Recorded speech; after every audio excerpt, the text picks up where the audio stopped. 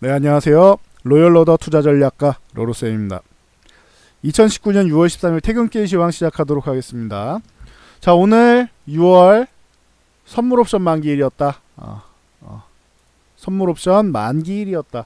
그래서 빅 이벤트가 있다 해서 계속 말씀을 드렸는데 요게 무난하게 잘 마감이 됐어요. 그리고 다음 이벤트는 FOMC다. 그 다음엔 G20 정상회담이다. 뭐 계속 말씀드리고 있죠. 그리고 오늘 이렇게 조정을 받았는데 조정 받을 거라고 미리 말씀드렸죠. 조정이 좀 양호했어요. 왜 양호했는지에 대해서 한번 확인해 드리고요. 지금은 종목 선택하는 거 제가 그동안은 여러 소개만 해드리다가 요즘에는 좀 강력하게 말씀드리죠. 이번 주에는 왜 그런지를 확인해 보도록 하겠습니다. 먼저 다우지수 간단하게 확인해 보고 갈게요. 미국장이 생각보다 되게 강해요. 원래 지금 26,100포인트 정도 오면은 한번 맞고 밀려서 21선 터치하러 가도 되는데 61선 쪽에서 지금 잘 버티고 있습니다. 지금 느낌이 이상해요. 쎄해. 이게 안 좋은 쎄함이 아니고 생각보다 너무 강한 거예요. 그래서 이렇게 그냥 올라간다라고 하면은 중국이랑 얘네 뒤에서 뭘 하고 있나? 얘기를 하고 있나? 그것도 좋은 얘기겠죠, 당연히. 좋은 얘기나 이런 게 오가고 있나? 딜이 오가고 있나? 화웨이가 지금 저자세를 취했잖아요. 계속 말씀드리면 화웨이가 저자세를 취하고 있죠. 지금 애플 좋다 뭐 이게 나오다가 처음엔 지네 준비돼 있다 그러다가 애플 좋다 하다가 ARM 때까지도 뭐 지네 자신 있다 이러다가 결론적으로 최근에는 니네가 얘기하면 스파이짓 안 한다고 뭐 각서 쓸게 이런 식으로 나오고 있잖아요. 스파이짓 안 한다고 각서 이게 뭐 말이 되겠습니까? 미국에서 안 믿죠, 당연히. 화웨이는 그 중국 자체에서 키우는 기업인데 어떻게 뭐 이걸 안 합니까? 시키면 해야지. 까라면 까야지. 이거는 문서를 써준다고 해도 못 믿는 거예요, 미국이. 근데 뭔가 뒤에서 뭔가 얘기가 오가는 게 아닌가 이런 생각이 들 정도로 미국 증시가 지금 요즘에 굉장히 강하거든요. 중국이야 부양책을 쓰고 있으니까 부양책 시작을 했으니까 계속 양회에서도 제가 이렇게 말씀드렸죠. 지금 중국은 외부로 뻗어나가기보다는 내실을 다지려고 한다. 그래서 인프라 투자나 이런 쪽으로 해서 좀 강력하게 부양책을 펼칠 것이다 올해 라고 이미 말씀을 드렸죠. 이미 말씀 다 드린 부분이죠. 이걸 그냥 실행하고 있는 것 뿐이에요. 중국은 예정됐던 거를 실행을 하고 있는 거예요. 언행일치 시키고 있는 건데 다우가 이 정도 센 거는 제가 볼 때는 좀 의미가 있는 것 같아요. 이거는 뒤에서 뭔가 있는 것 같아요. 안 그러면은 21선 터치하고 이렇게 올라오는 게 맞는 것 같은데. 제 생각엔 그래요. 이렇게 밀린 다음에 FOMC 경계감에서 이렇게 한번 횡보하는 척하다가 금리나 이제 다음에는 뭐 가능성 높다 이러면 와 하고 반등이 나온단 말이에요. 이거를 예상했어요, 저는. 근데 안 밀렸잖아요. 밀릴 타이밍이 잘 안 밀리고 있잖아요. 그래서 뭔가 생각보다 강하다. 뒤에서 뭔가 이루어지고 있는 그런 가능성도 있나? 이렇게 의심만 해보고 있어요. 확정된 건 없어요. 확정은 아니고 의심만 해보고 있습니다. 지금 생각보다 미국 증시가 강해서 나스닥 같은 경우도 7,800, 7,900 여기를 바로 돌파하기보다 한번 밀려서 여기 이렇게 7,700 이탈해서 7,700이든 7,700 이탈이든 이렇게 해서 21선 요 분홍색 선 터치하고 올라갈 가능성을 높게 본다. 이렇게 계속 말씀을 드렸는데 요거에 대해서도 잘 안 밀리고 있어요, 지금. 물론 오늘 내일까지 봐야 되겠지만 현재까지는 생각보다 되게 강하다 보시면 될 것 같고, 그러다 보니까 우리 시장도 꽤 강한 것 같아요. 거기다가 오늘 좀 의미가 있는 부분이 있다. 제가 계속 이렇게 말씀드렸어요. 기존에 지난주까지만 해도 2050포인트에서 2100포인트 정도까지입니다. 지난주 수급은 이렇게 말씀드렸죠. 월요일날 이렇게 말씀드려 얘네가 위를 열어주는 것 같은데요. 2050포인트 하다는 놔두고 2130포인트까지 올려도 괜찮을 것 같습니다. 요런 2100을 열어주는 움직임이 나오고 있습니다라고 제가 말씀을 드렸죠.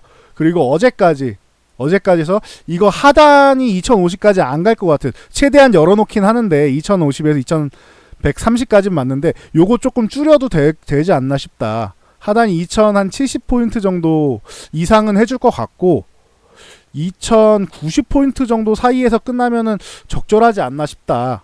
어제 수급은 요렇다고 말씀드렸죠. 그리고 나서 제가 뭘 보라고 말씀드렸어요, 여러분? 오늘은 뭘 봐라? 오늘은 콜옵션을 봐라. 이렇게 말씀드렸죠. 외국인 콜옵션이 매수가 들어오면 조금 더 강해질 수 있다. 매도가 들어오면은 역시나 못 가는 거다. 이렇게 말씀을 드렸어요. 어저께 말씀드렸죠. 근데 오늘 외국인 콜옵션이 꽤나 의미 있게 매수가 들어왔습니다. 최근 규모 중에서는 꽤 괜찮은 규모가 들어왔죠. 그래서 64억 매수가 들어왔다. 그래서 생각보다 조금 더 강하게 마감을 했다. 2100 뭐 살짝 이탈해서 끝날 걸로 봤는데 2100을 회복하고 끝났어요. 밑에 보면 꼬리가 어마어마하죠. 오늘 아래 꼬리가 어마어마하죠.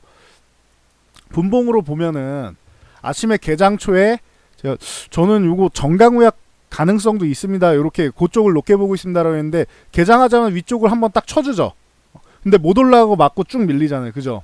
그래서 조금 더 강세가 뭐 나오지 않을까 생각했는데 그만큼 강세는 안 나왔어요. 아침부터 그냥 살짝만 반등 시도 나오고 보합권까지 나오고 그냥 쭉 밀어내렸어요. 그냥 2080포인트까지 2081포인트까지 그러면은 2070에서 2090까지는 왔잖아요.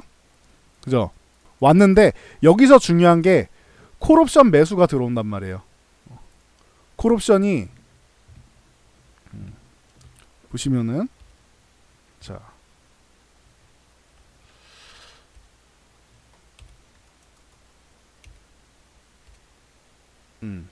이제 풀렸네. 콜옵션이 이렇게 매수가 들어온단 말이에요. 아유 왜 안 나오니? 죄송합니다. 콜옵션 매수가 요렇게 들어왔다. 보시면은 자 옵션 동향을 봐드릴게요. 콜옵션 금액으로 보면은 아침에 이렇게 내려간 다음에 계속 한번 쭉 밀어내린 다음에 계속 이제 어느 정도 매수세를 유지를 하고 있죠. 그리고 장 마감에 훅 올리죠. 매수세를. 이거는 장 마감에 훅 올리는 거는 다 차월물일 가능성이 높아요. 이거는 차월물은 다음 달 옵션이라는 거예요. 다음 달 거. 그러니까 다음 달 이번에 FOMC하고 G20 정상회담 요 부분에서 기대를 좀 하고 있는 것 같아요. 외국인들이. 그러니까 미국장이 저렇게 강하고 우리 시장이 이렇게 상승 포지션이 들어오지. 근데 여기서 선생님 풋옵션 매수가 들어오는 거는 강력한 하락이 나와야 좋은 거라고 하지 않았나요? 라고 질문하시는 분은 지금까지 제 영상을 열심히 보신 분들이에요. 그렇게 질문하신 분이 있다면 그분들은 박수 쳐드리는데 맞는 말이에요. 요건 하락인데 지금은 하락이 의미가 없다. 요 풋옵션에 큰 의미를 둘 필요가 없다. 왜냐하면은 자 저는 2130포인트 가면은 혹은 여기 넘어가면은 한번 요렇게 밀려서 21선 마중 나갔다 올 가능성이 있다라고 말씀드렸죠. 그럼 이 조정에 대한 해지는 당연히 필요한 거죠. 조정에 대한 해지 보험이라고 생각하시면 돼요. 당연히 필요한 거예요. 그러니까 풋옵션이 지금 의미 있는 게 아니고 기존에 위에를 막아놨던 콜옵션을 열어서 오픈해서 위에 올라갈 수 있게 콜옵션은 매수를 해주는 게 중요하다고 말씀드린 거예요. 그래서 오늘은 다른 거 다 보지 말고 여러분들 선물 얘네가 뭐 실시간으로 기관하고 외국인을 싸우는 거 봐도 대응 못해요 여러분. 그러니까 콜옵션 외국인의 콜옵션 매수가 들어온지만 보시라고 했는데 매수가 들어왔어. 그래서 생각보다 조금 더 강하게 끝났습니다. 참고하시면 될 것 같고요. 그리고 좀 의미가 있는 게 보시면 콜옵션 마감 쪽에서 상승 포지션 크게 늘렸죠. 자 풋옵션 같은 경우 마감에 조금 늘리긴 했는데 그냥 애초에 그냥 장중에 그냥 늘려 있던 거예요. 이거는 참고하시면 될 것 같고 그리고 중요한 건 선물 같은 경우 마감에 또 이렇게 강하게 늘렸죠. 보시면은 선물 이렇게 지금 뭐 거의 매수매도 없는 수준이었잖아요. 여기 그죠? 20분 기준으로 없는 수준이었죠. 20분 기준으로 20분부터는 그러니까 그 3시 20분부터는 오늘 마감되는 6월물은 매매가 안 돼요. 선물 시장은 45분까지 매매가 되는데 35분부터 동시효과로 45분까지 매매가 되는데 이때부터는 다음 달 거만 매매가 된단 말이야. 그러면은 20분에 딱 보면은 외국인 43계약 매수가 없는 거였죠. 마감 어떻게 됐어요? 4,400 계약 정도 매수 우위니까 다음 9월 달에 만기되는 선물을 4,400계약을 마감해 산 거예요. 마감해. 이거는 의미 있는 거지. 콜옵션을 사고 선물을 사고 마감해. 완벽한 상승 포지션이죠. 그러면은 적어도 7월에는 지금 6월 하순부터 해서 7월까지는 시장을 좀 좋게 보는 게 아니냐 이런 생각을 할 수 있어요. 거기다가 주식 쪽도 보면은 외국인들이 오늘 주식을 1657억 정도 매도했네 이렇게 생각하는 게 뭐 정상이죠. 근데 이게 마감에 1000억을 샀어요. 얘네가 보시면은 마감에 보시면은 그 동시호가 때 2600억 이상 매도였잖아요. 2612억. 근데 마감에 1000억 정도를 매수해서 1657억 매수 우위로 매도로 해서 1000억이 줄었죠. 매도한 게. 그러면은 매도가 1000억이 줄었다는 거는 1000억을 마감에 매수했다는 뜻이죠. 그러니까 주식을 좀 매도하긴 했는데 크게 뭐 엄청나게 저게 뭐 한 4천억 이상 이렇게 매도한 것도 아니고 마감에는 또 일부를 받았네요. 그리고 코스닥 같은 경우는 제가 요즘에 코스닥 좀 중심적으로 봅니다라고 말씀을 드렸는데 코스닥이 마감에 이게 470억이었단 말이에요. 동시호가에 470억에서 마감 끝났는데 얼마예요? 470억이 끝났더니 외국인 1729억으로 변했어. 그러면 얼마야? 1729억 470 하면 1259억인가요? 그죠? 1259억을 동시호가에 훅 담은 거야. 1259억을. 외국인들이 하루 종일 매수해도 1000억 이상 매수하는 일은 1년에 손꼽아요. 근데 총 1700억 이상이 됐고 동시호가에만 이렇게 됐다? 외국인들이 뭔가 먼저 정보를 우리보다는 좀 정보가 빨라요. 얘네는 지금 뭔가 좀 위쪽으로 갈 만한 상방으로 갈 만한 이슈를 조금 먼저 정보를 선점한 게 아닌가라는 제가 의심을 하고 있습니다. 지금 참고하세요. 의심만 하세요. 요렇게 뭐 생각하고 있다. 저는 그렇게 보고 있다라고 보시면 될 것 같아요. 그래서 코스피 같은 경우 오늘 아랫꼬리 이쁘게 달고 쭉 말아 올렸다. 그리고 코스닥 같은 경우는 오늘 그냥 뭐 어제 그제 그 지수권 내에서 그냥 움직였어요. 그냥 왔다 갔다 하다 끝났어요. 그냥 별거 없이. 근데 마감에 외국인이 매수세가 좋았다. 괜찮은 것 같은데요? 저는 되게 꽤 긍정적으로 볼 수 있는 상황 아니냐라고 저는 개인적으로 보고 있습니다. 제 개인적인 생각이니까 뭐 너무 절대적인 기준으로 삼으실 필요는 없어요. 참고 자료 정도로만 생각하시면 될 것 같아요. 저 사람은 저렇게 생각하는구나. 요 정도까지만 생각하시면 될 것 같아요. 근데 기대감이 좀 있지 않느냐. 기대감이 그동안 제가 5월에는 시장이 좀 안 좋습니다. 좋은 걸 찾을 수가 없습니다. 이런 얘기를 많이 해드렸을 거예요. 기억나시죠? 그러니까 실망하시는 분들이 많았을 텐데 실제로 장이 안 좋았잖아요. 5월에는. 좋은 걸 찾을 수가 없었어. 5월에는. 근데 6월 들어서면서부터 제가 조금씩 나아지는 것 같다라는 얘기를 계속 드리고 있죠. 그리고 이번 주 들어선 더더욱 위쪽 방향을 자꾸 외국인들이 구축한다라는 말씀을 드리고 있죠. 약간의 기대감이 있는 것 같아요. 이 기대감은 아마 FOMC에서 금리 인하에 대해서 이 6월은 가능성을 이제 가능하다라는 앞으로 금리 인하 가능하다 뭐 요런 코멘트가 중요하다고 했고 지금 시장에 나오는 말로 7월에도 가능성이 있다 뭐 요런 얘기가 나오고 있어요. 9월에는 뭐 거의 확정적이다라고 하고 그러니까 뭐 7월에 되면은 올해 2번을 확정 짓겠다라는 뜻이 아닌가 싶어요. 제가 보는 기준에서 7월에 금리 인하를 한다. 그럼 올해 2회 금리 인하가 거의 확정적인 거 아니냐라고 보고 있고 9월에 금리 인하를 해도 2회 금리 인하 가능성이 높지 않겠느냐. 올해 2번 아니면 내년 1월까지 해서 2번 되지 않겠느냐. 이 정도로 봐요. 9월이면. 7월이면 올해 2번 거의 확정적이지 않냐 보고 9월을 넘긴다라고 하면 올해 한 번으로 1회로 되는 거고 근데 1회는 가능성이 낮다고 봐요. 7월에서 9월 사이에 뭐 올리지 않을까 싶은데 참고하시면 될 거예요. 외국인들이 이런 데에다 좀 기대감을 갖고 있는 것 같아요. 거기다가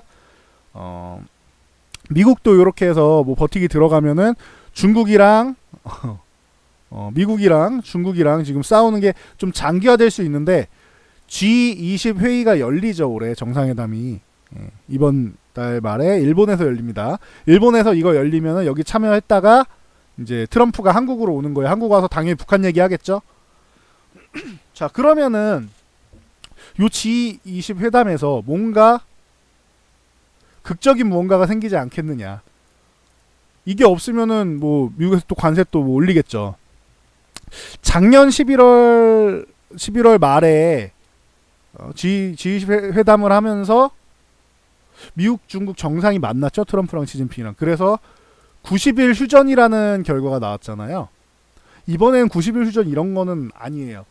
협상에 대해서 진전이 나와야 돼. 진전이. 재시작 같은 경우라도 나오면 돼요. 협상 재시작한다. 이것만 나와도 괜찮아요. 제가 볼 때는. 어떻게 될지는 저도 잘 모르겠어요. 쟤네 속을 잘 모르겠어요. 중국이 지금 엄청나게 갈등을 하고 있을 거예요. 이거 자존심은 상하는데 이거 내줄 수는 없고, 그렇다고 안 내주자니 더 피곤할 것 같고, 굉장히 진퇴양난 상황이라고 생각을 해요. 미국 같은 경우는 우리도 좀 살을 내주고 뼈를 깎자 이런 느낌이 있어요. 살을 내주고 뼈를 깎자. 우리도 피해를 보지만 저놈들 아예 지금 밟아놔야 된다. 이런 뉘앙스인 것 같아요. 그러니까 참고하시면 될 것 같아요. 그래서 저런 호재를 기다리고 있는 게 아니냐라고 저는 의심을 하고 있습니다. 좀 어느 정도 합리적인지는 좀 봐야 될 것 같죠. 자, 그래서 뭐 나스닥도 뭐 잘 버티고 하는데, 먼저 삼성전자 봐드릴게요. 오늘 IT 쪽은 안 좋은 게 정상인데, 뭐 이쪽 구간에 오면은 저는 감사합니다, 감사한 구간입니다라고 저는 말씀을 드렸죠. 오늘 왜 밀렸냐면은 저는 미국에서 리서치 회사 중에 에버코어 ISI라는 기업이 있어요. 여기서 리서치 회사 중에 여기서 반도체 업황이 저는 올해 하반기에 이제 내려가는 이 하강 국면은 조금 수그러들고 잘하면은 반등이 나오기 시작하는 정도, 내년에 좋아지지 않나 이렇게 말씀을 드렸죠. 4분기에 이렇게 꼬리 말아서 올라오기 회복되기 시작만 해도 괜찮다라고 말씀을 드렸죠. 그리고 내년에는 좋아질 거다. 만약에 3분기에서 되고 4분기에서 요거보다 조금 더 올라서 여기까지 해준다라고 최고인 거고, 그렇게 말씀을 드렸는데 여기서 내년 하반기까지도 회복이 안 될 거라는 거예요. 이 리서치 업체에서. 그래서 전일 필라델피아 반도체 지수 마이너스 2.3%, 2.33인가 그럴 거예요. 2.33% 하락을 했고, 우리나라 삼성전자, 하이닉스에 이어 디램 3위 업체, 메모리 반도체 3위 업체인 마이크론 테크놀로지가 마이너스 5%, 5.4% 정도 밀렸고, 그리고 램 리서치 같은 경우도 마이너스 5%대 밀렸고, 그러니까 5%대의 하락이 나온 거예요. 이쪽이, 메모리 쪽이. 그러다 보니까 당연히 삼성전자, 하이닉스는 오늘 좋을 수가 없었겠죠. 이 정도로 마감한 게 양호한 거죠. 1%대로 마감한 게. 근데 여기는 제가 어저께 미리 말씀드린 게 올 수 있어서 그런 거예요. 여기를 저항받고 잘 버티고 있는데 여기 내려와야 되지 않나요? 라고 제가 말씀드린 게 계속 이런 거예요. 미국 시장도 61선 위에 있는데 요거 내려와서 이렇게 내려와야 되지 않나요? 라고 말씀드리는 거예요. 그래서 요 삼성전자의 모습을 미국 시장이 따라가지 않겠느냐, 저는 그런 의견인 거고, 그래서 좀 밀렸다. 근데 오히려 저는 이게 기회가 될 수 있지 않겠느냐라고 보는 그런 사람입니다. SK하이닉스 같은 경우도 마찬가지. 이거는 제가 어제 말씀드렸죠. 요거는 21선 회복된 다음에 사는 게 좀 더 안전하다. 하이닉스 같은 경우는 최근에 수급도 조금 별로 그렇게 좋지 않고, 혹시나 한 번 더 밀렸다가 회복은 된다고 해서 나중에 회복은 되는데 밀렸다가 올라올 수 있다. 그러니까 참고하셔라. 뭐 보유하신 분들 같은 경우는 그냥 들고 가도 밀려도 다시 올라오니까. 근데 신규 진입은 21선을 회복하고 이 분홍색선 올라타고 매매하는 게 좀 유리하지 않겠느냐라고 말씀을 드렸죠. 그래서 뭐 그 정도까지만 보시면 될 것 같아요. 그래서 뭐 하이닉스는 오늘 이렇게 생각보다 조금 더 밀려 있는데 나중에는 회복이 됩니다. 그러니까 조금 빠르게 바쁘게 옮겨 다니실 분들이야 뭐 말씀드릴 때 옮기셨겠지만, 들고 계신 분들이 그렇게 걱정할 건 아니라고 생각해요. 저는 지금 AMD는 이미 발표해가지고 신났어요. 지금 우리 이 정도 기술력 있다, 3분기 7월에 발표한다 막 이러면서 지금 제품 내놓고 막 쇼케이스하고 난리 났잖아요. AMD 지금 인텔까지 나오면은 이거 주문 대기하고 있는 사람들이 얼마나 많은데, AMD도 지금 호평이 쏟아지고 있고, 본인들이 소개한 대로만 되면 AMD도 대박이네 이런 얘기가 나오고 있는데, 그러면은 얘네 칩이 팔리면은 메모리가 안 팔릴까요? 심지어 메모리가 싸잖아요. 그러면은 여러분 컴퓨터 맞추실 때 원래 메모리 비쌀 때는 8기가로 이렇게 8기가로 맞추는데, 싸면은 16기가 맞추죠. 16기가 맞출 사람들이 32기가 맞추죠. 이렇게 된단 말이에요. 그럼 재고 소진이 좀 더 빨라질 수 있는 거잖아요. 가격이 워낙 싸니까 지금 램 가격이. 그래서 저는 저렇게 출시되면은 적어도 하락하는 거는 멈추는 게 당연한 거고, 약간의 3분기는 아니고 4분기 정도에는 반등 시작이 되지 않을까. 저는 이건 제 관점이라고 했어요. 근데 저 사람들은 올해는커녕 내년은커녕 내년도 올해는 이렇게 해서 끝날 거고 내년도 회복이 안 되고 이렇게 끝날 거다 라고 주장을 하는 거죠. 근데 저 주장에 대한 근거가 좀 어느 정도 되는지는 좀 봐야겠죠. 저는 그 정도까지로 메모리 시장이 이제 바닥을 칠 거라고 생각하지 않았어요. 그렇게 된다면은 비메모리 시장도 안 좋은 거예요. 모든 시장이 안 좋은 거예요. 그럼 IT 쪽이. 근데 지금 5G 시대가 열리면서 속도가 빨라지고 더 고용량이 필요한 시대가 오는데 메모리가 필요 없다? 그거는 말이 안 되는 것 같습니다. 그냥 제 기준에서는 그래요. 여러분도 한번 생각을 해보세요. 제 기준에서 그렇다는 거예요. 생각해보시고, 그러다 보니까 오히려 테스라던가 뭐 이런 종목들 이렇게 21선 쪽으로 이렇게 내려오고 있는데, 저는 오히려 이런 게 참 이뻐 보이고 좋아 보이거든요. 물론 이탈해서 더 뭐 쭉 내려간다고 하면 피곤해지겠지만, 저는 오히려 이렇게 조정받고 있는 거, 반등이 한번 나오고 조정받고 있는 거 정도는 21선만 이탈하는 이런 식으로만 잘해줘도 괜찮을 것 같은데, 일단은 조금 지켜보자고요. 왜냐면은 저게 수급을 악화시킬 수 있으니까. 제 생각은 생각인 거고 수급은 뭐 중요하니까 이렇게 보시면 될 것 같아요. 그래서 테스라던가 뭐 원익 IPS라던가 뭐 이런 종목들, 원익 IPS도 보면 21선은 잘 지켜주고 있죠. 꼬리 달면서 딱 지켜주고 있죠. 22,500원도 아직 뭐 유지 중이고. 그래서 뭐 자연스럽게 저런 이슈가 나오면은 반도체 업종들이 부담은 된다. 부담되는 거는 오케이, 이건 사실이니까. 부담되는 건 사실인데 안 좋은 얘기 나오면. 근데 저 정도까지 안 좋겠느냐라고 저는 생각을 합니다. 저 정도는 아닐 거다라고 생각은 해요. 그래서 뭐 그거는 결과를 보면 되겠죠. 뭐 얘기 백날 떠들어봤자 소용이 없어. 그래서 오늘 같은 경우에는 뭐 좀 좋은 소식도 있었죠. 뭐 LG화학에서 일본의 중국의 지리 자동차 있죠. 예, 지리 자동차랑 이제 전기차 배터리 쪽으로 해서 합작법인 세운다. 이게 2021년 정도 시작을 하게 되면은 2022년 정도부터 그럼 제대로 나오겠죠. 2022년 정도 팔린다라고 하면은, 지금 올해 같은 경우도 보조금을 중국 기업한테만 줬잖아요. 진짜 욕을 진짜 개삐리리 이렇게 막 해도 진짜 뭐라고 해도 진짜 시원치 않을 정도로 중국 놈들이 이렇게 나쁜 짓을 하고 있어요. 실제로 지들 기업 키우는 거지만 그래놓고 나서 우리나라는 뭐예요? 우리나라는 쟤네한테 보조금 열심히 이렇게 쳐주고 있죠. 얘네는 안 주는데 우리는 주고 있잖아요. 우리가 안 주면은 보복하죠 또. 그러니까 미국이 중국을 저렇게 때리는 게 이상한 게 아니에요. 자국 기업은 보호하고 남의 기업은 보호 안 해주는 놈들이잖아요. 오죽하면 롯데가 에이 더럽다 퇴 이러고 나왔겠어요. 그래서 뭐 그런 개념 보시면 되고, 2020년도부터는 중국에도 뭐 충분히 보조금이 뭐 2020년에 뭐 폐지한다 뭐 이러는데 폐지 안 할 수도 있죠. 새로운 보조금을 들고 나올 수도 있어요. 중국 놈들은. 그러니까 2022년부터는 적어도 뭐 지리자동차 통해 가지고 안정적으로 배터리 공급할 수 있지 않겠냐. 뭐 이렇게 뭐 주장을 하고 있습니다. 그래서 LG화학 같은 경우가 뭐 양호한 흐름 보이면서 34만 원 여기 구간 넘어가면 좋다라고 했는데 거래량도 오늘 좋았고 아주 멋지게 올라왔습니다. LG화학이 요즘에 그 전기차 쪽 제가 심상치 않다라고 했는데 호재가 계속 이것저것 많이 들리죠. ESS 쪽 화재 난 것도 기업에다간 책임 안 물겠다라고 했고 정부에서. 그리고 이렇게 중국발 뭐 소식에 뭐 볼보의 뭐 좋은 소식이 굉장히 많이 들리죠. 참고하시면 될 것 같아요. 그러다 보니까 뭐 이런 뭐 종목들 제가 어제도 전기차 계속 말씀드리는 게 이런 흐름이 나오고 있어요. 지금 전기차 쪽에 지금 수급이 좀 들어오고 흐름이 나오고 뭔가를 자꾸 만들어주려고 한단 말이야.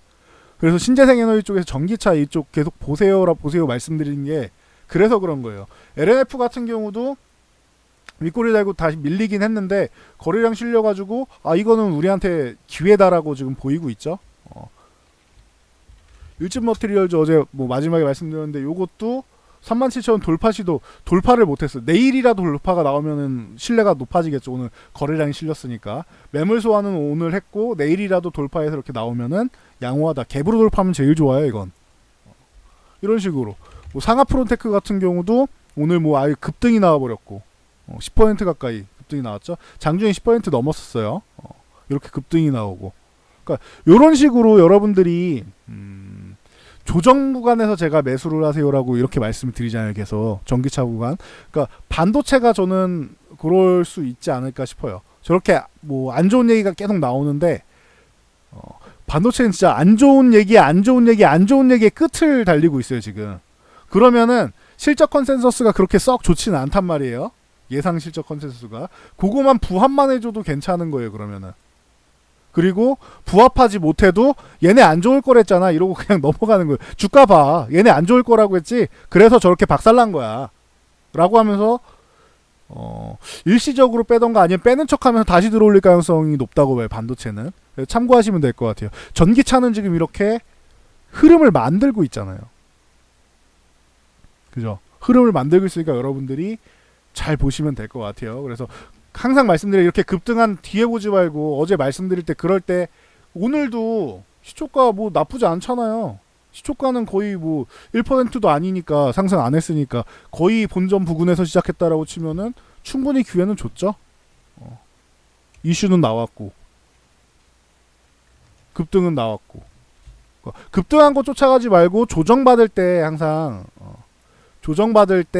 매매를 하시면은 좋다. 이렇게 말씀드리고 있으니까 참고하시면 될 것 같아요. 어제도 말씀드렸지만 지금 집중해야 되는 거는 1번은 4차 산업혁명 섹터 이쪽 관련주 중에서 이제 길목 지키기 하는 거 있고 2번은 남북경협주 요거 트럼프가 한국 오면은 요거 한번 또 이렇게 움직일 수 가능성을 본다. 근데 이거는 급등했을 때 테마니까 요건 테마다. 남북경협주는 테마니까 급등했을 때 한 번 정도 이렇게 분할 매도하고 정리하고 나올 수 있는 그런 분들이 들어가시는 거고 난 바쁜 매매 못한다 하시는 분들은 안 봐도 된다. 그리고 세 번째 바이오.